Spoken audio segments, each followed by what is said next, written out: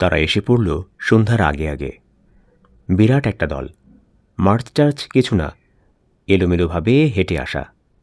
সম্ভবত বহু দূর থেকে আসছে।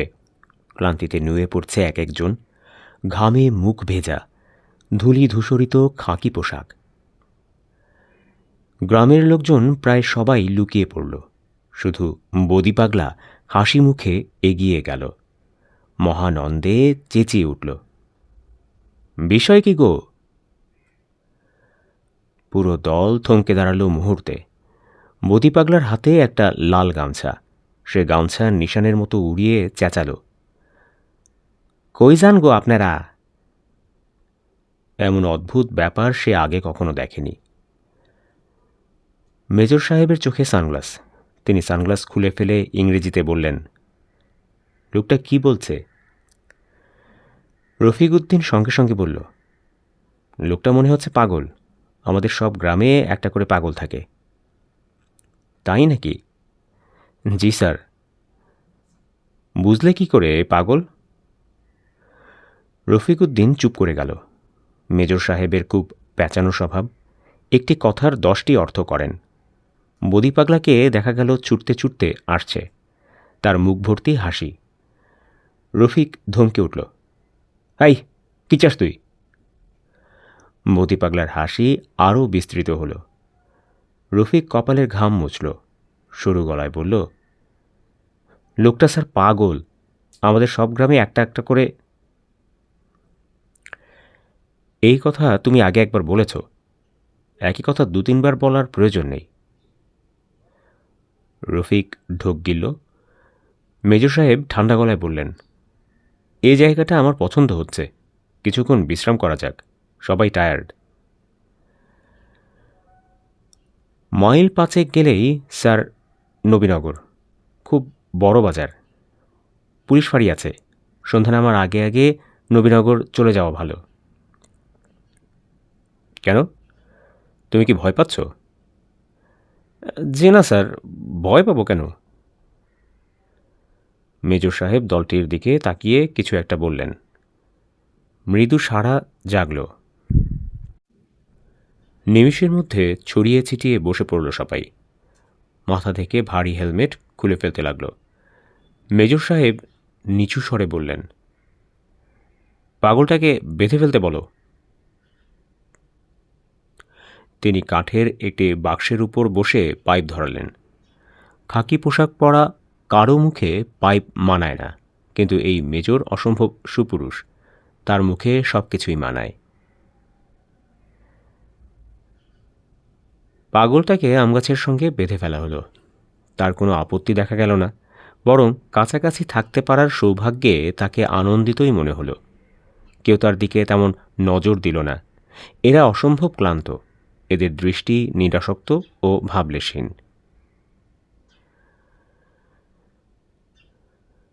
মেজর সাহেব পানির বোতল থেকে কয়েক চুমুক পানি খেলেন। বুট জুতা জোড়া খুলে ফেললেন। তার বাঁ পায়ের গোড়ালিতে ফোসকা পড়েছে।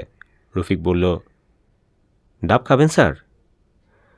মেজর সাহেব সে কথার জবাব না দিয়ে শান্ত স্বরে বললেন, আগে আমরা কোনো গ্রামে গেলেই ছোটোখাটো একটা দল পাকিস্তানি পতাকা হাতে নিয়ে আসতো, এখন আর আসে না। এর কারণ কি জানো? জানি না স্যার। ভয়ে আসে না। এই গ্রামের সবকটি লোক এখন জঙ্গলে লুকিয়ে আছে, ঠিক না? রফিক জবাব দিল না। মোদি পাগলা বলল, একটু বোতলের পানি খাইতে মন চায়। ও কি চায়? ওয়াটার বটল থেকে পানি খেতে চায় স্যার।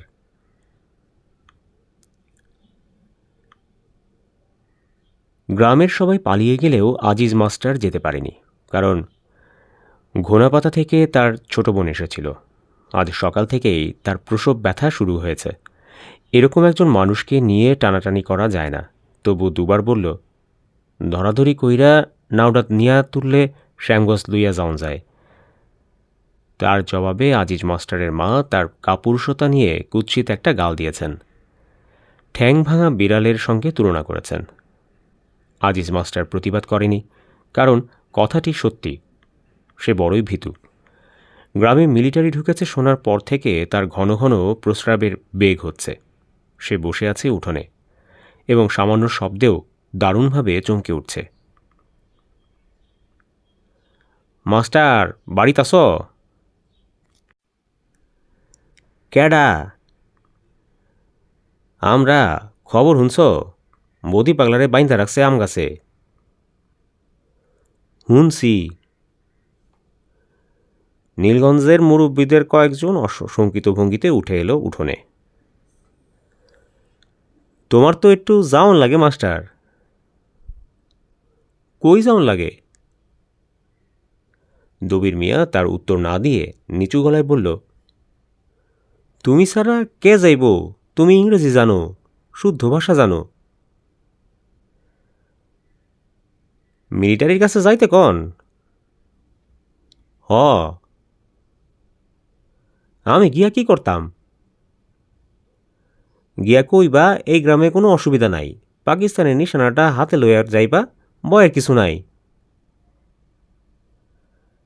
মাস্টার অনেকক্ষণ কোনো কথা বলল না। দবির মিয়া বিরক্ত হয়ে বলল, কথা কও না যে? আমি যাই কেমনে? বাড়িতে অত বড় বিপদ, পুতির বাচ্চা হইব।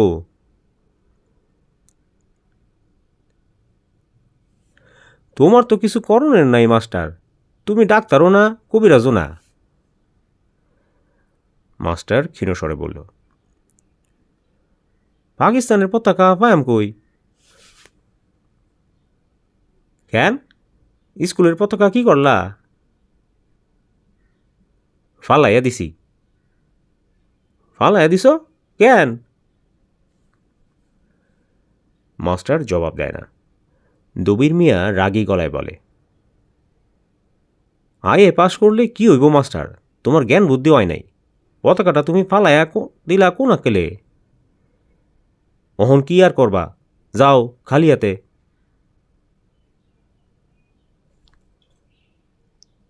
আমার ডর লাগে চাচাজি। ডরের কিছু নাই, এরা বাঘো না ভাল্লুকো না। তুমি গিয়া খাতির যত্ন কইরা দুইটা কথা কইবা, 1 মিনিটের মামলা। কি কও আসমত? ন্যায্য কথা। দেরি করো না, আন্ধার হওয়ানোর আগেই যাও। একলা? একলা যাওনি বালা, একলাই যাও। 3বার কুল্লু হল্লা কইয়া ডাইন পাউডা আগে ফেলবা। 5বার মনে মনে কইবা, ইয়া মুকাদ্দেমু। ভয়ডরের কিছুই নাই মাস্টার, আল্লাহর পাক কালাম। এর মতো ভাই অন্যরকম।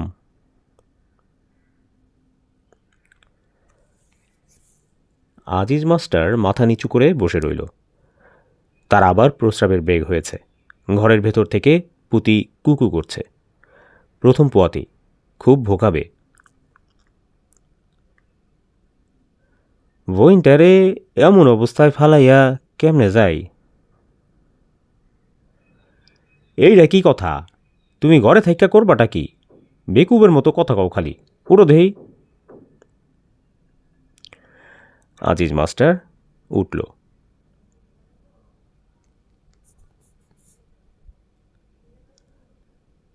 মেজর সাহেব দীর্ঘ সময় তার দিকে সরু চোখে তাকিয়ে রইলেন।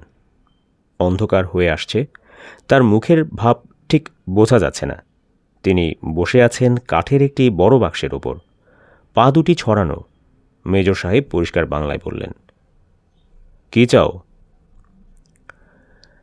আজিজ মাস্টার থতমত খেয়ে গেল। এ বাংলা জানে নাকি? কি আশ্চর্য! কি চাও তুমি? জি, কিছু চাই না। মেজর সাহেব এবার ইংরেজিতে বললেন, কিছু না চাইলে এসেছ কেন? তামাশা দেখতে? সার্কাস হচ্ছে? আজিজ মাস্টার ঘামতে শুরু করল। মেজর সাহেবের পরবর্তী সমস্ত কথোপকথন হল ইংরেজিতে। আজিজ মাস্টার বেশিরভাগ জবাবই দিল বাংলায়। তাতে অসুবিধা হলো না, মেজর সাহেব ভালো বাংলা জানেন। তুমি কি করো?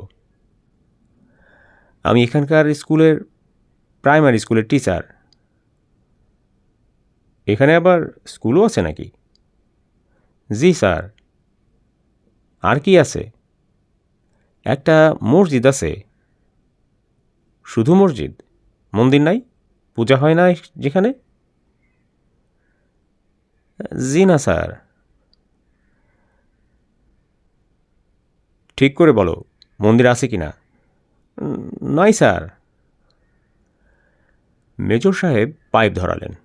ঠান্ডা গলায় কাকে যেন পাঞ্জাবি বা অন্য কোনো ভাষায় কি বললেন। সেই লোকটি উঠে এসে প্রচণ্ড একটা চর বসিয়ে দিল আজিজ মাস্টারের গালে। আজিজ মাস্টার চিত হয়ে পড়ে গেল। আম গাছের সঙ্গে বাঁধা বৌদি পাগলা দারুণ অবাক হয়ে বলল, ও মাস্টার, উঠো উঠো। যেন কিছুই হয়নি এমন ভঙ্গিতে মেজর সাহেব বললেন, তোমার নাম কি? আজিজুর রহমান। আজিজুর রহমান। তোমাদের এদিকে মুক্তিবাহিনী আছে? জি না। সবাই পাকিস্তানি? জি। বাহ, খুব ভালো। তুমি নিজেও একজন খাঁটি পাকিস্তানি, ঠিক না? জি স্যার। সবাই পাকিস্তানি হলে এত ভয় কিসের? আমার তো মনে হয় এ গ্রামের সবাই ভয় পালিয়েছে। মেয়েগুলি লুকিয়ে আছে জঙ্গলে, ঠিক না? আজিজ মাস্টার জবাব দিল না। তার মাথা ঘুরছে, বমি আসছে। বহু কষ্টে সে বমির বেগ সামলাতে লাগল। তোমাদের কি ধারণা আমরা তোমাদের মেয়েদের ধরে নিয়ে যাব? আজিজ মাস্টার চুপ করে রইল। কে কথা বলছো না যে? তোমার নিজের স্ত্রীও কি জঙ্গলে লুকিয়েছে? স্যার, আমি বিয়ে করিনি। বিয়ে করনি? বয়স কত তোমার? 40। 40? এখনো বিয়ে করনি? তাহলে চালাও কিভাবে? মাস্টার বেড করো? আজিজ মাস্টার কপালের ঘাম মুছল। মেজর সাহেব হুঙ্কার দিয়ে উঠলেন, কথার জবাব দাও। রফিকউদ্দিন ক্ষীণস্বরে বলল, স্যার জানতে চাচ্ছেন আপনি হস্তমৈথুন করেন কিনা? বলে ফেলাই ভালো, স্যার রেগে যাচ্ছেন। করি না। বলো কি? তোমার যন্ত্রপাতি ঠিক আছে? দেখি, পায়জামা খুলে সবাইকে দেখাও তো। স্যার, কি বললেন? পায়জামা খুলে তোমার যন্ত্রটা সবাইকে দেখাতে বললাম। ঝটফট করো, দেরি করবে না, আমার হাতে সময় বেশি নেই। আজিজ মাস্টার অবাক হয়ে তাকালো রফিকের দিকে। রফিকউদ্দিন অস্পষ্ট সুরে বলল, খুলে ফেলেন ভাই, বেটা ছেলেদের মধ্যে আবার লজ্জা কি? খুলে ফেলেন, স্যার রাগ করছেন। মেজর সাহেব নিচু গলায় কি একটা বললেন। একজন এসে হ্যাচকা টানে আজিজ মাস্টারের পায়জামা নামিয়ে ফেলল। মেজর সাহেব বললেন, জামাটাও খুলে দাও। আজিজ মাস্টার দুহাতে তার লজ্জা ঢাকার চেষ্টা করতে লাগল। একটা মৃদু হাসির গুঞ্জন উঠল চারদিকে। একজন কে যেন কাগজের দলা পাকিয়ে ছুঁড়ে মারল আজিজ মাস্টারের দিকে। মেজর সাহেব বললেন, তুমি পাকিস্তানিদের ভালোবাসো? বাসি। গুড। পাকিস্তানি মিলিটারিদের ভালোবাসো? জি স্যার। Very good. আমাকেও নিশ্চয়ই ভালোবাসো, বাসো না? বলো, বলে ফেলো। বাসি স্যার। যে তোমাকে ন্যাংটো করে দাঁড়া করিয়ে রেখেছে তাকেও তুমি ভালোবাসছ? তুমি তো বিশ্বপ্রেমিক দেখছি। মেজর সাহেব অনুচ্চ স্বরে কি একটা বলতেই চারদিকে হাসির বান ডেকে গেল। বদি পাগলা চোখ বড় বড় করে বলল, মাস্টার, তোমার কাপড় কই? I master! আজিজ মাস্টার খোলা চোখে তাকালো তার দিকে। তার বমি বমি ভাবটা কেটে গেছে, শুধু মাথার পেছন দিকটায় তীব্র ও তীক্ষ্ণ একটা যন্ত্রণা। মেজর সাহেব বললেন, আজিজুর রহমান, তুমি ভয়ে মিথ্যা কথা বলছো, প্রাণে বাঁচবার জন্যে। সত্যি কথা বলো, তোমাকে ছেড়ে দেব। তুমি কি আমাকে পছন্দ করো? না। পাকিস্তানিদের পছন্দ করো? না। এই তো আসল কথা বেরোচ্ছে। তুমি কি চাও এটা বাংলাদেশ হোক? তুমি তাহলে একজন দেশদ্রোহী। দেশদ্রোহীর মৃত্যুদণ্ড হওয়া উচিত। আমি সেই ব্যবস্থাই করতে চাই। নাকি তুমি বাঁচতে চাও? আজিজ মাস্টার জবাব দিল না। দেরি করবে না, বলে ফেলো, বাঁচতে চাও কি না? রফিক উদ্দিন ভয় পাওয়া গলায় বলল, বলেন ভাই, বাঁচতে চাই। এরম করতেছেন কেন? শুধু শুধু নিজের বিপদ ডেকে আনছেন।